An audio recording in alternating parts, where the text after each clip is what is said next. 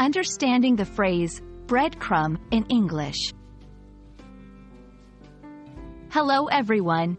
Today, we're diving into a fascinating English phrase, breadcrumb. This phrase is not just about food. It has interesting meanings and uses in the English language. Let's unravel the mystery of this phrase together. Breadcrumbs are literally small fragments of bread. They are often used in cooking for coating or as a topping for dishes. This is the most direct and simplest understanding of the term.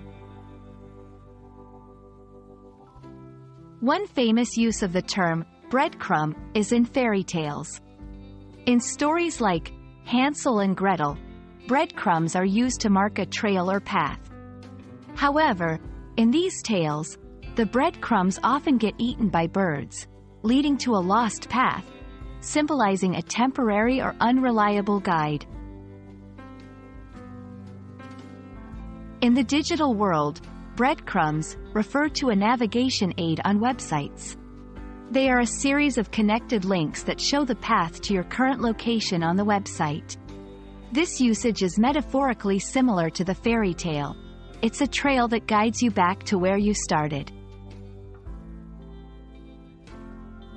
Metaphorically, breadcrumbs can refer to small pieces of information or clues left intentionally or unintentionally.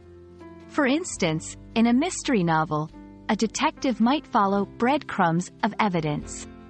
This usage signifies following a trail or a series of small clues to find a larger truth or solve a problem. Breadcrumb is a phrase rich in meaning, extending from literal bread pieces to digital navigation aids and metaphorical clues. It's a wonderful example of how language evolves and adapts. I hope this exploration of breadcrumb has been enlightening and enjoyable. Keep learning, and see you in the next video.